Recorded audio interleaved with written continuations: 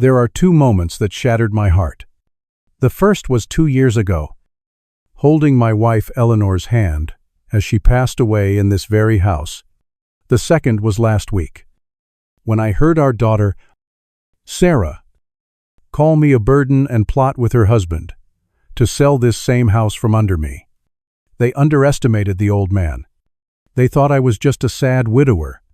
They forgot I was the architect of my own life, and I was about to become the architect of their downfall. This is the story of how I took back my dignity. If you believe that respect for elders is non-negotiable, subscribe for more tales of justice served. The silence in this house has a weight to it, a physical presence that settles over the furniture and fills the empty spaces in every room. It's not a hostile silence, not usually. Most days, it's a companion, a quiet friend filled with the ghosts of laughter and the echoes of conversations from 40 years past. It's been 2 years since Eleanor passed, and I still haven't gotten used to it. I've learned to live with the quiet. But you never truly get used to the absence of the one person who made your world feel whole. I was in the living room, a place that feels more like a museum of our life together than a room for living. I was running a soft, clean cloth over the silver frame of our wedding photo. A weekend ritual. Eleanor is smiling in it. That radiant, all-encompassing smile that could disarm kings or make a nervous child feel safe. It was the smile that made me feel, for the first time in my life, like I was truly home. I'm standing beside her, a younger man with a full head of dark hair and a foolishly proud grin, my arm wrapped protectively around her waist. I look like I just solved the world's most complex engineering problem.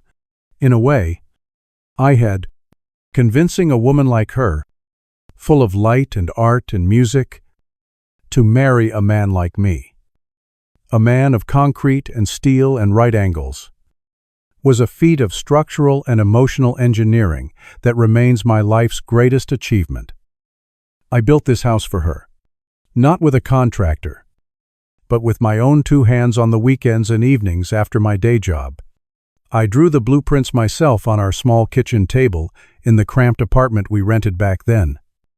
The paper curling at the edges from spilled coffee. I remember the smell of sawdust and fresh paint. The satisfying ache in my muscles after a long day of hammering. I remember Eleanor leaning over my shoulder, pointing a delicate finger at the plans.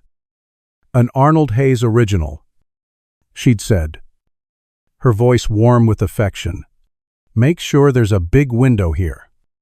Arnie, right here. I want to see the morning sun while I drink my coffee. So I designed the entire house around that window. It's a beautiful bay window that looks out over the garden she cultivated so lovingly. Every stud, every joint, every single nail was hammered in with a purpose. It wasn't just a structure of wood and brick, it was a testament, a promise made tangible. A scratch is still visible on the hardwood floor near the fireplace. Faint, now after all these years, from when our daughter, Sarah, was 5 and tried to ride her tricycle indoors. This house wasn't just an asset, it was the story of us. After dusting the photo, I moved on to her plants.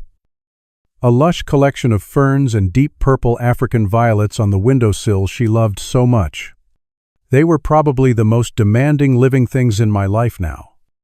A small, green legacy she'd left in my care. I watered them carefully, just as she'd taught me, checking the soil with my fingertip. Beside them lay the book she was reading before she went into the hospital for the last time. A slim volume of poetry, with a faded silk bookmark still holding her place. I never moved it. Moving, it felt like admitting she was never coming back to finish it. It's a quiet life. I wake up. I have my coffee by Eleanor's window. I tend to her plants, and I try to fill the long, silent hours with small projects and memories. It's lonely, yes, but it's a life of my own making. In the sanctuary I built, the phone rang, its sudden shrillness slicing through the afternoon, quiet, making me jump. I wiped my damp hands on my pants and walked over to the receiver, glancing at the caller ID. Sarah. A small, genuine smile touched my lips. It was always good to hear her voice. "Hi, Dad," she said. Her voice was bright and cheerful, a little breathless, like she was walking somewhere. "Sarah, honey, how are you? How's Phoenix?" "It's good." "It's hot," she chirped. "Listen, we're wrapping things up here. Mark and I should be back in Denver the day before Christmas Eve. I know we said we'd swing by after Thanksgiving, but this trip just got extended. You know how it is." "Of course. Sweetheart, don't you worry about me. You know I'm not going anywhere." A small, sad laugh escaped me. "You just focus on your work." "Thanks, Dad. You just relax and take care of yourself. Don't worry about a thing." We chatted for a few more minutes about nothing in particular: the weather, a nosy neighbor, a leaky faucet I'd fixed last week, the usual dance of a long-distance family call. It was nice, comfortable. It was a lifeline to the world outside these quiet walls. Then she said the words that would detonate the foundations of my world. "Okay, Dad, I'm going to put Mark on for a second before we head into a meeting. He wants to say hi." "All right, dear." I heard a slight fumbling sound, a static crackle. I expected her voice to fade as she handed the phone over to her husband. It didn't. Instead, it became slightly tinny and distant. The unmistakable sound of a phone on speaker. Sitting on a desk or a car's center console, she must have hit the wrong button.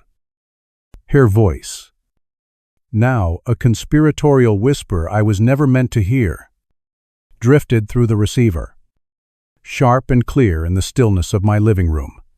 "Is this trip going okay? Are we still on track?"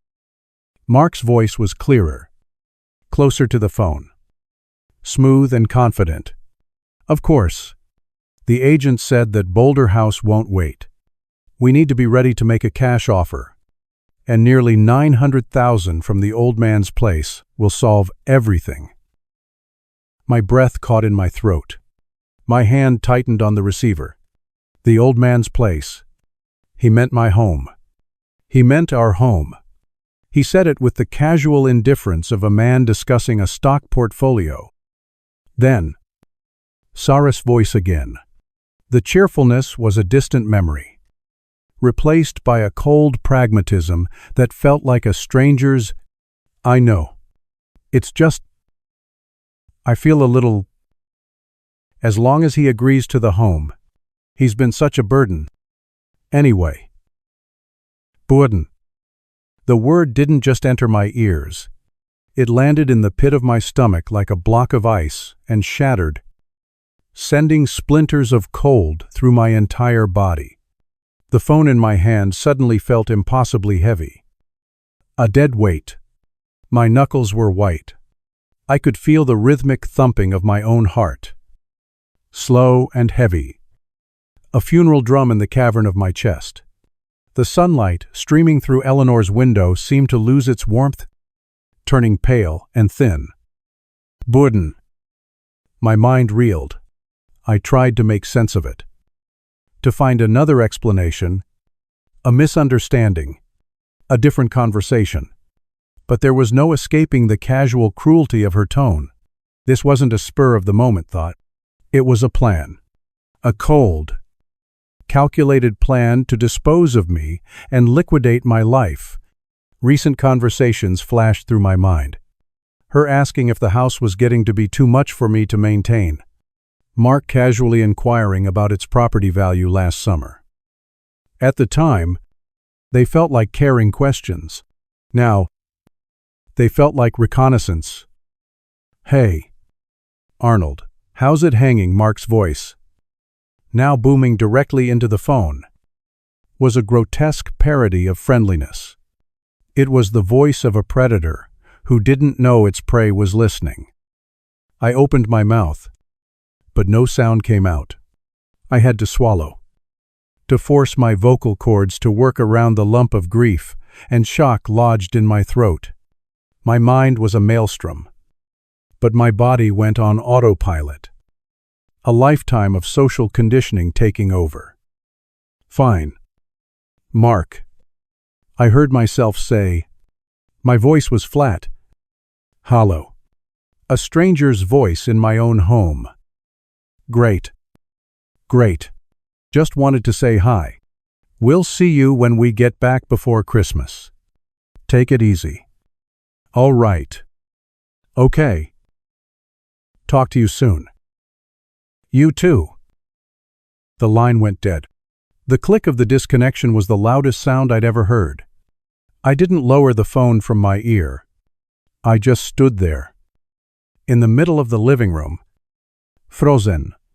The wedding photo on the mantel seemed to mock me.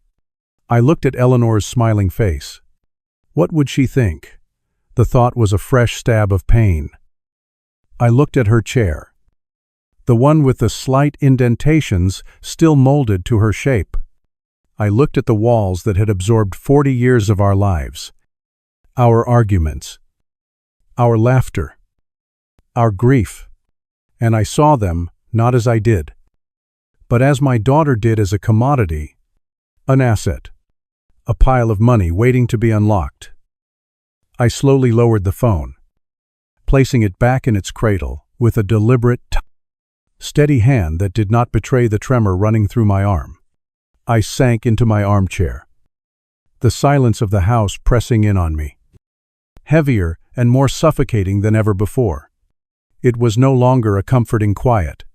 It was the silence of a tomb, the silence of betrayal. I sat there for a long time as the afternoon sun dipped below the horizon, plunging the room into shadows. The pain was a physical thing, a sharp, jagged edge twisting in my gut. But as the hours passed, something began to happen. The pain didn't go away, but it began to change. It began to cool, to harden, to crystallize into something else. It was the engineer in me, the builder, the man who understood foundations and stress points and load-bearing walls. My entire world had been subjected to a seismic shock, and its foundation was cracked. My grief for Eleanor had made me soft. My love for my daughter had made me blind. They saw a frail old man, a relic to be moved aside, a simple problem to be solved with a real estate agent and a room in a nursing home. They had forgotten who I was. I was the man who built this house from the ground up. A builder knows that before you can construct something new, sometimes you must first handle demolition. I stood up. My movements were no longer the slow shuffle of a lonely retiree. There was a purpose in my stride as I walked to the heavy oak desk in my study. I opened my laptop, the cool glow of the screen illuminating my face in the darkness. My fingers, steady now, moved over the keyboard. They didn't type a sentimental email or a heartbroken message. They typed a simple, effective search query. Reputable real estate lawyer in Denver. The cursor blinked on the screen. A steady, rhythmic pulse in the heavy silence of my study. It was the only thing moving in the room. For a long moment, I just stared at the words I had typed. Reputable real estate lawyer in Denver. They looked foreign, clinical, a phrase belonging to someone else's life, someone else's crisis. But they were mine. The grief and shock hadn't vanished. They had simply been compressed, compacted by the force of my daughter's betrayal into a single, dense point of purpose. I spent the rest of that night in a state of strange clarity. I didn't sleep. I sat in my armchair, the one facing Eleanor's, and let the darkness of the house seep into me. But it was no longer a darkness of sorrow. It was the darkness of a blueprint room, a place where plans are made before the work begins. The next morning, I rose before the sun. I made coffee out of habit. But the rich aroma brought no comfort, and the liquid tasted like ash. I showered and dressed not in my usual retired man uniform of comfortable slacks and a polo shirt, but in a pressed dress shirt, a tie, and the tweed jacket Eleanor had always liked. I was preparing for a battle, and one does not go into battle unprepared. At precisely 8 o'clock, when I knew the city's offices would be stirring to life, I picked up the phone. My hand was steady. My heart was a cold, hard stone in my chest. I dialed the number for a law firm I'd found, one with impeccable reviews specializing in expedited real estate transactions. Chen and Associates. How may I direct your call? A polite, professional voice asked. I need to speak with Mr. David Chen, I said, my tone even. I require his services for the immediate sale of a residential property. Do you have an appointment? Sire. No, I replied, but I am a highly motivated seller with a prime, unencumbered property in the Denver area. It will be worth his time. There was a brief pause on the other end, perhaps a flicker of surprise at my directness. Please hold. I didn't have to hold for long. David Chen's voice came on the line, sharp and inquisitive. He agreed to see me at 10 a.m. His office was on the 25th floor of a downtown skyscraper, a world of glass and brushed steel that felt a universe away from the warm, worn wood of my home. The view of the mountains was spectacular, but it was a cold, indifferent beauty. David Chen was a man in his 50s, impeccably dressed, with a keen, intelligent gaze that missed nothing. He listened patiently, his hands steepled before him. As I laid out the situation, I was concise. I told him I was a widower and I wished to sell my family home quickly and quietly. I did not mention my daughter.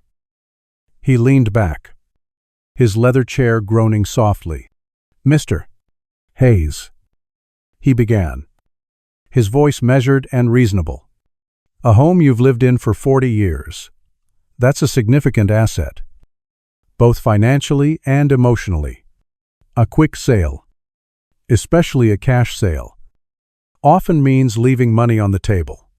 Are you sure you wouldn't prefer to list it traditionally, test the market? He looked at me with a practiced empathy. Sometimes, after a loss, we make rash decisions. Have you considered speaking with a financial advisor? Or perhaps your family? Before taking such a drastic step, I met his gaze and held it. I had anticipated this. The cautious professional trying to protect a client from himself. Mr. Chen, I said, my voice low but firm. I appreciate your due diligence. Let me be perfectly clear. My mind is made up. This is not a rash decision. It is a necessary one. I leaned forward slightly. Imagine a surgeon discovers a tumor. It's deep. It's malignant. And it's growing in a place that was once precious. Does he wait? Does he test the market for other treatments while it spreads? Or does he excise it, cleanly and quickly, to save the patient? I'm not seeking revenge. Mr. Chen, I am performing a surgery. I'm cutting out a tumor of greed and entitlement before it consumes everything I hold dear. The professional mask on his face flickered. He studied me for a long moment, his sharp eyes searching for any sign of instability. He found none. He found only resolve. He slowly nodded, a flicker of something that looked like respect in his expression. The tone of the meeting changed instantly. He swiveled in his chair and became all business. "All right, Mr. Hayes. Surgery it is." He picked up his phone. "I have relationships with several real estate investment trusts. They specialize in cash offers with rapid closing timelines. No open houses. No public listings. No for sale sign until the deal is done." He was already dialing. "Given the location and condition you've described, we should have interest before lunch." He spoke briefly into the phone, using a language of lot sizes and zoning codes that was both foreign and familiar to my engineer's brain. When he hung up, he looked at me. "They can have an appraiser at your house by 2 p.m. today. Is that acceptable?" "Perfectly," I said. The hours between leaving his office and the appraiser's arrival were some of the strangest of my life. I walked through the rooms of my home, but I was no longer just a resident. I was a curator, selecting which pieces of my life's museum were priceless enough to save. I went to the attic and retrieved 3 empty sturdy boxes. I worked methodically, without emotion.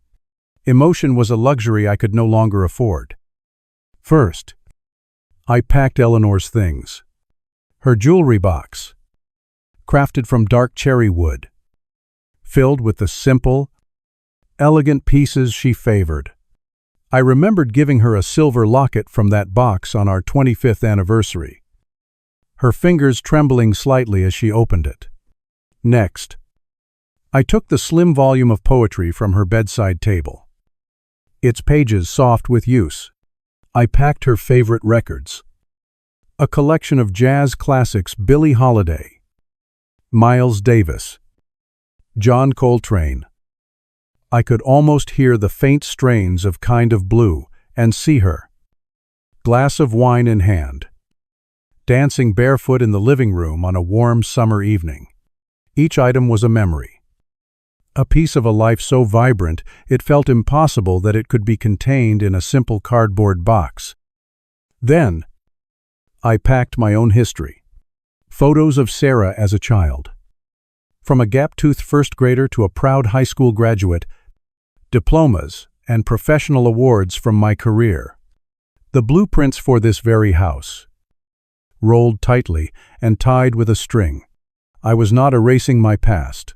I was putting it into protective custody. The appraisers arrived precisely at 2:10 with H.O. Promusta. They were 2 young men in crisp shirts, polite and efficient. They moved through my house with measuring tapes and clipboards, seeing not a home but an inventory of square footage, fixture quality, and lot value. They didn't see the ghost of Eleanor dancing in the living room or the faint tricycle scratched by the fireplace. They saw a number. An hour later, they were gone. Just before 5 o'clock, David Chen called. "Arnold," he said, having dropped the formal Mr. Hayes, "I have an offer. It's from a reputable investment group. It's all cash. They're offering $890,000. He paused. "It's a strong offer for an off-market deal, but likely $20,000 or $30,000 below what you might get if you waited a few months. The decision is yours." "I'll take it," I said, without a moment's hesitation. I could hear the surprise in Chen's silence. "You're sure?" "Speed is the essential element, Mr. Chen," I said, looking out the window as the sky began to darken. "A storm is coming, and I need to be secure in my harbor before it makes landfall." "What is their timeline?" "They can close in 10 business days." "Excellent. Draw up the papers." The next few days were a blur of controlled Secret activity. The day after accepting the offer, while the initial paperwork was being drafted, I drove to a place I'd found online. Aspen Ridge Senior Living. It wasn't the grim, sterile home my daughter had envisioned for me. It was a modern, upscale community for independent seniors, with amenities that rivaled a resort. I met with the director and toured a one-bedroom apartment on the top floor. It was smaller than my house, of course, but it was clean, bright, and had a magnificent balcony with a panoramic view of the Denver skyline. It was a place for a new beginning, not an end. I signed the lease that day. Back at the house, I began the clandestine process of moving.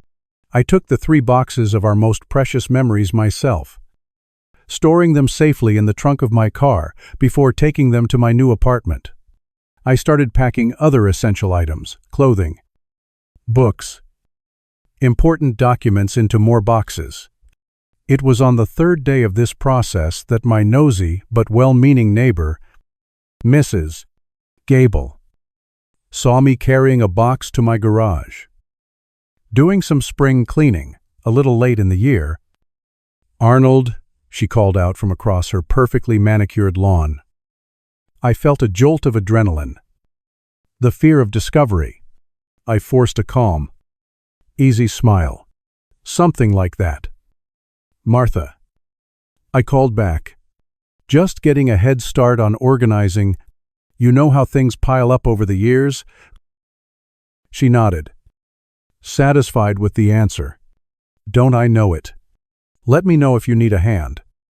"Will do," I said, giving her a small wave before disappearing into the garage, my heart hammering against my ribs. It was a close call, a reminder that my timeline was everything. My next stop was a different bank, Mountain View Financial, a place where I had no history.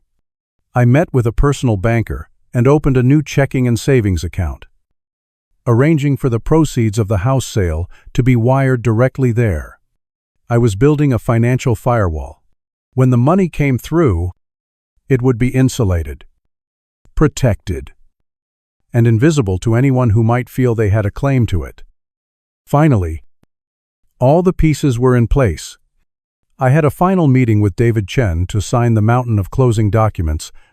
My hand didn't shake as I signed my name over and over, transferring the ownership of the house I had built, the house Eleanor had loved, to a faceless corporation. Each signature felt less like a loss and more like a tactical move in a silent game of chess. The closing date was set the 23rd of December. The day before, my daughter and her husband were due to return, expecting to find their burden waiting patiently for them. The evening before the closing, David Chen called me one last time. "Arnold, it's done. Everything is filed. As of 9 a.m. tomorrow, the house is no longer legally yours. The wire transfer will be initiated immediately after. Congratulations, I think." "Thank you, David, for your efficiency and your discretion." "Of course," he said. "Just take care of yourself, Arnold." I hung up the phone. I stood and walked to the large bay window, Eleanor's window. I looked out at the garden, now dormant under a thin blanket of early winter frost. The house was quiet, but it was a different kind of quiet now. It was the quiet of a stage, perfectly set, waiting for the actors to arrive. My work here was nearly finished. Phase 1 was complete. I stood at Eleanor's window for a long time after the call with David Chen ended, watching the last of the evening light fade from the sky. The house was no longer mine. Not legally. Yet, it was still filled with my presence, my furniture, my memories. For one more night, I was a ghost in my own past, I didn't sleep in my bed. Instead, I dozed fitfully in my armchair, the silent sentinel of a life that was about to be sealed away. I wasn't sad. The time for sadness was over. I was simply waiting for the final, mechanical steps of the plan to fall into place. The morning of the 23rd of December broke cold and clear. I was already awake, showered, and dressed when my phone chimed at 9:15. It was a text message alert from my new bank, Mountain View Financial. I opened it, my heart giving a single end of T. Heavy thump. The message was simple, a string of numbers and sterile banking language. But to me, it was the most beautiful sentence I had read in years. Wire transfer complete. Available balance $890. Ling. Ling. I let out a breath. I didn't realize I had been holding for 10 days. It was done. The foundation was secure. The asset was liquidated and protected. Now, for the final phase of the demolition. At 10 o'clock. A white van pulled into the driveway. A young man with a friendly face and a heavy toolbox came to the door. The locksmith. I let him in and explained the task with professional detachment. I need every exterior lock on this house changed. Front door, back door, garage service door, new keys, new deadbolts. The best you have, he nodded. New questions asked, and set to work. The sound of his power drill whirring as he removed the old lock sets was a strangely satisfying sound, the sound of the past being decisively uninstalled. While he worked, the moving truck arrived. I had hired a small, local company to handle the last of the items, the furniture from Sarah's old bedroom, the boxes of things she and Mark had stored in my basement, the contents of the guest room they used when they visited. I stood in the doorway with a clipboard, directing the two movers with the quiet authority of a site foreman. Be careful with that dresser, I instructed, and the boxes marked, keepsakes need to be handled gently. It was an odd, final act of paternal responsibility. I was ensuring my daughter's possessions were cared for, even as I was systematically dismantling the life she thought she was entitled to. They were efficient, and within 2 hours. The rooms they cleared were stark and empty, echoing with the ghosts of a childhood I now had to reevaluate. I paid them in cash, along with the invoice for the first 6 months of a climate-controlled storage unit I had rented in their names. By early afternoon, the movers were gone, and the locksmith was finishing up. He handed me a small ring with 3 new, gleaming brass keys. Keys that only I possessed, keys that would never be used by me again. You're all set, Mr. Hayes, he said. I thanked him, paid him, and watched him drive away. Now, for the last piece of construction, I unboxed the smart doorbell I had purchased. A sleek device with a wide-angle, high-definition camera. I was an engineer. Installing it was a simple matter. I removed the old doorbell, connected the wires, and mounted the new one.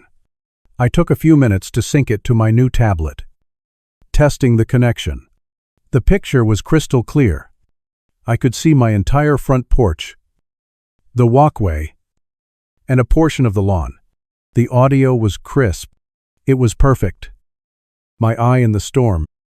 With the physical work done, I sat down at the now empty dining room table. I took out a single sheet of plain white paper and a good pen. This was the most difficult part of the entire process. I found myself wanting to write pages, to pour out the hurt, the betrayal, the 40 years of love she had thrown away. I started to write, Sarah, I don't understand why, and then stopped. I crumpled up the paper. My knuckles white. No. Emotion had no place in this. Emotion was a weakness they had tried to exploit. This communication needed the cold, hard precision of a legal notice. I took a fresh sheet of paper. My handwriting was firm, the letters clear and precise, like the drafting on a blueprint. Sarah and Mark. As of 9 a.m. this morning, the 23rd of December, this house was sold. I am the sole beneficiary of the sale. The proceeds are secured in an account to which you have no access. Your personal belongings that remained in the house have been moved to a secure storage unit. It is paid for the next 6 months. The key and the contract are at the front desk of the facility under your name. You have 30 days to claim them. This was my home, and my decision to make. Do not attempt to find me or contact me. I did not sign it with Dad or love. I simply left it as it was. A final, sterile statement of fact. I folded the paper, placed it in a plain white envelope, and wrote Sarah Hayes on the front. I walked outside into the biting December air and taped the envelope securely to the center of the new, freshly painted front door. That was it. There was nothing left to do. I walked to my car, got in, and started the engine. I did not look at the house in my rearview mirror as I pulled out of the driveway for the last time. I kept my eyes fixed on the road ahead. The drive to Aspen Ridge felt different this time. I wasn't a visitor. I was a resident. The doorman greeted me with a nod. "Welcome home, Mr. Hayes." I took the elevator up to my apartment on the top floor. It was smaller. Yes. But it was mine. Untouched by betrayal. Unburdened by the weight of a past that had been poisoned. I walked to the kitchen, unpacked one of the boxes, and retrieved a bottle of Cabernet Sauvignon, Eleanor's favorite. I opened it, poured a glass, and walked out onto the balcony. The sun was beginning to set, painting the sky in strokes of orange and purple over the Denver skyline. I brought the tablet with me. I sat down in one of the new patio chairs, took a sip of wine, and turned on the live feed from the doorbell camera. The image was perfectly clear. I saw the front porch I had built, the door I had installed, the envelope I had placed. It was a silent, empty stage, a trap, perfectly set. And so, I waited. Darkness fell. The city lights began to twinkle to life. A sea of diamonds scattered across the horizon. The porch light on my old house came on automatically, bathing the front door in a warm, inviting glow that was now a complete lie. An hour passed.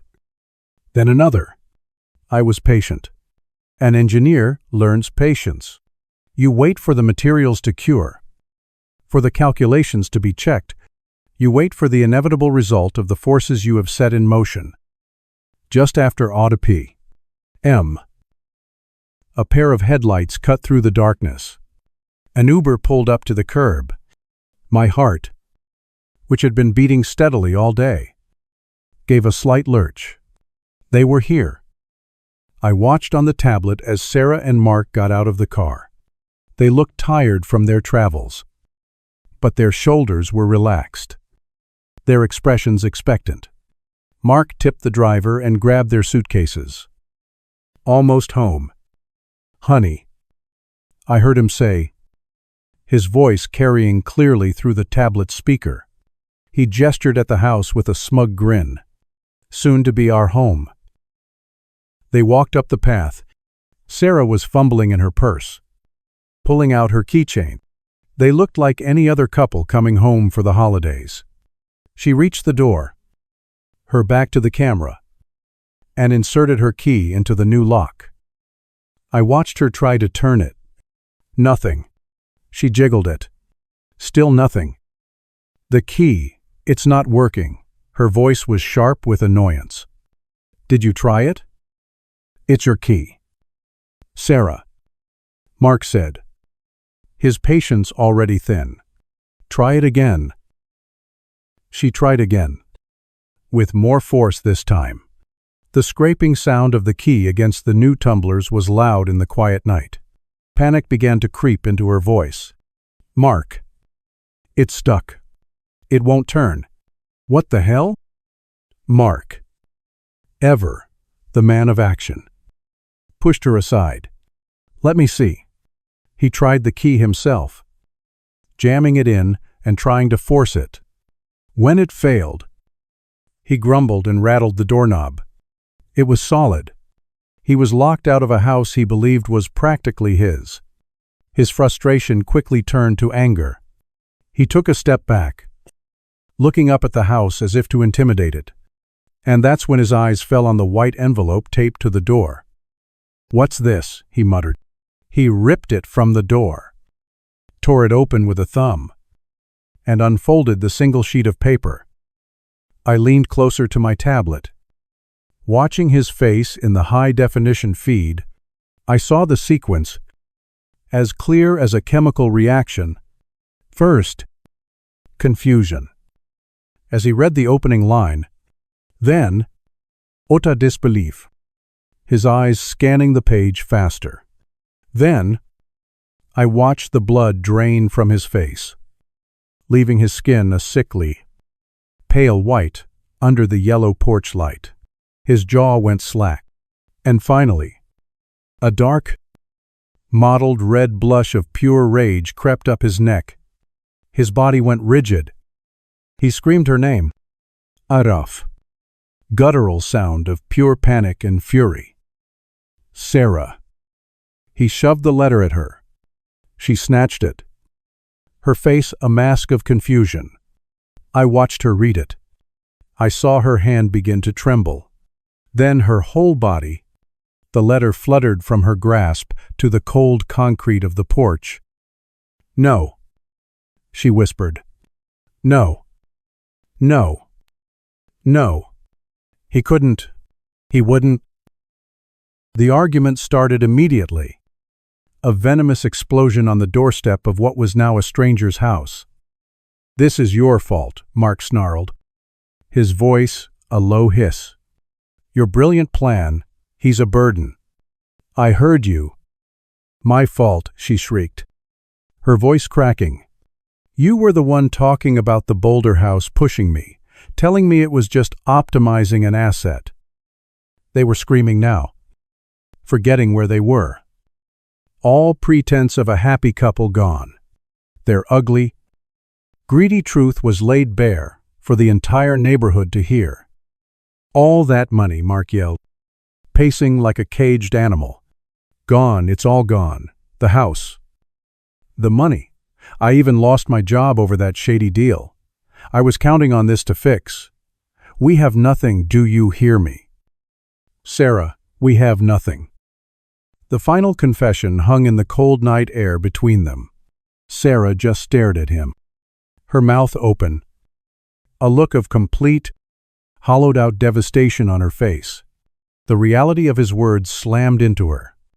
Homeless. Broke. On Christmas Eve, she sank to her knees on the manicured lawn of a house that was no longer hers. And for the first time, she looked completely and utterly broken. I watched the scene unfold on the small fixed glowing screen of my tablet, a silent observer from my perch high above the city. I saw my daughter, Sarah, collapse onto the cold, unforgiving lawn of the home where she had taken her first steps. I saw her husband, Mark, stand over her, not with comfort, but with a look of vacant, impotent fury, his own confession of failure still hanging in the frosty air. The sound coming through the speaker was a raw, ugly tapestry of ragged sobs and choked accusations. The warm, inviting porch light illuminated their self-inflicted ruin. turning their private tragedy into a garish public spectacle. A curtain twitched in the window of the house across the street. Mrs. Gable was watching. There was a part of me, a small, dark, wounded part, that had imagined this moment with a grim sense of satisfaction. I had expected to feel a surge of triumph, a hot flush of victory. But as I sat there, a glass of Eleanor's favorite Cabernet swirling in my hand, I felt nothing of the sort. There was no joy. There was no elation. There was only a profound and weary emptiness. This wasn't a victory lap, it was the final, grim inspection of a demolition site after the explosives had done their work. The tumor had been excised, but the surgery had left a scar. With a slow, deliberate movement, I reached out and pressed the power button on the side of the tablet. The screen went black. The ugly sounds vanished, replaced once more by the quiet hum of the city and the whisper of the wind on my balcony. I closed the book on that chapter of my life. Their story, from this point forward, was their own to write. I was no longer its author or its audience. I took a long, slow sip of the wine. The rich, dark fruit flavor was complex, a little bitter, a little sweet. I held it in my mouth for a moment before swallowing. And as I did, I felt a tension in my shoulders I hadn't even been aware of begin to dissolve. It was a weight I had been carrying for 2 years. Since the day Eleanor died, the weight of being the sole keeper of our memories, the custodian of our home, the patriarch who felt responsible for his daughter's happiness even when she was an adult, and now, the added weight of her betrayal, of this silent, secret war. It all just released. I leaned back in my chair and looked out at the city. The thousands upon thousands of lights were not just abstract sparks anymore. They were homes. They were lives. They were stories. And for the first time in a long time, I felt like I was a part of that world again. Not just a man trapped in a shrine to the past. A profound sense of release washed over me. A catharsis, so deep, it felt as if I could finally breathe all the way into the bottom of my lungs. I was no longer a gatekeeper. I was no longer a target. I was no longer a burden. I was free. In the weeks that followed, I settled into my new life. I heard nothing directly from Sarah or Mark, and I made no effort to reach out. The silence was a balm. About a month later, in mid-January, I received a final, brief call from David Chen to confirm that all post-closing matters were settled. Everything is wrapped up. Arnold, he said, his tone professional as always, but with an undercurrent of something gentler. I also received a call from the storage facility. They confirmed that your daughter and her husband cleared out their unit last week. They paid the moving company themselves and left without incident. I see, I said quietly. Thank you for letting me know. From what I could gather, he added, hesitating slightly, they are no longer residing in Colorado. I heard something about them moving back east, to stay with his parents. So that was it. The grand Boulder house. The life of luxury they felt so entitled to had evaporated into a cramped guest room in his parents' home. A fitting consequence. There was no satisfaction in the knowledge, only a quiet, sad affirmation that the laws of gravity and of character are immutable. What goes up must come down, and those who build their dreams on a foundation of greed are destined to see them collapse. That weekend, I finally unpacked the last of the 3 boxes I had brought from the old house, the one labeled Eleanor. I worked slowly, treating each item with reverence, I set up my old record player and put on the Kind of Blue album as the mournful, beautiful notes of Miles Davis's trumpet filled my new, clean apartment. I carefully unwrapped the slim volume of poetry from her bedside table. The faded silk bookmark was still in place. I opened it to the page she had been reading. There, in the margin, in her elegant, looping script, she had written a single word, always. I took a dried rose from a small envelope, the last rose that had bloomed in her garden that autumn, which I had pressed and saved. I gently placed it inside the book at that page. A final offering. I closed the book and placed it on the top shelf of my new bookcase, next to our wedding photo. I kept my promise. Eleanor. I whispered into the quiet of the room. I protected what we built. And with that final act of remembrance, I found that I was finally able to look forward. Life at Aspen Ridge was surprisingly full. I had imagined a quiet, solitary existence, but I found a community.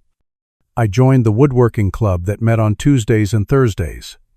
There was a simple joy in the smell of cedar and sawdust, in the patient work of shaping wood with my hands, something I hadn't done since I'd built the house.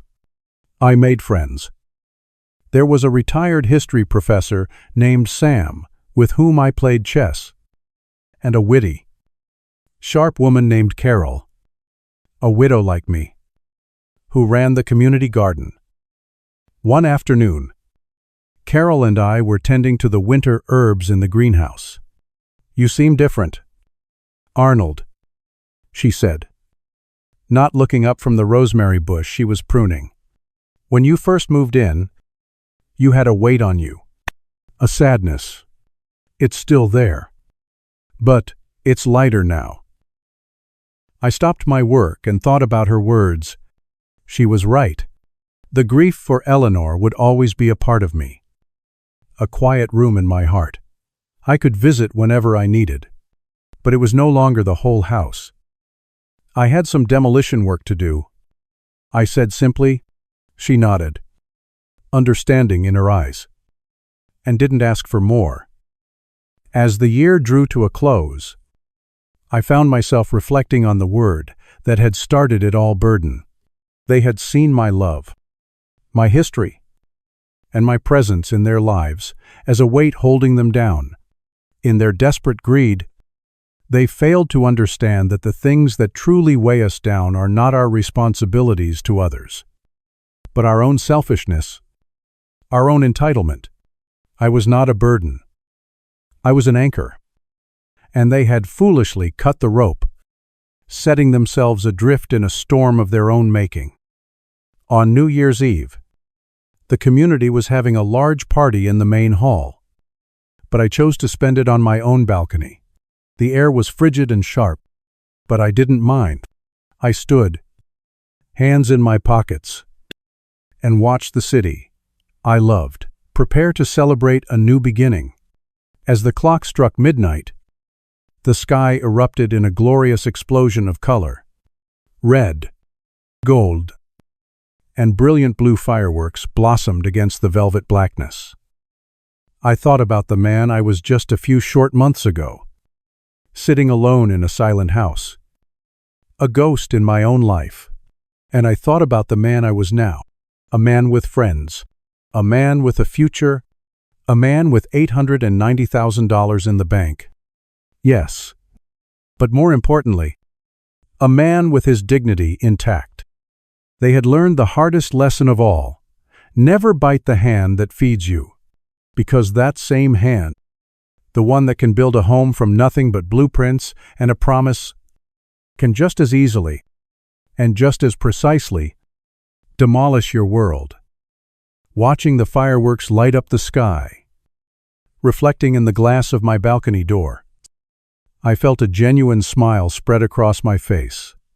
It was not a smile of revenge. It was a smile of peace. A smile of a man who had faced the end of his story and had found the strength to build a new one. And this one was entirely my own.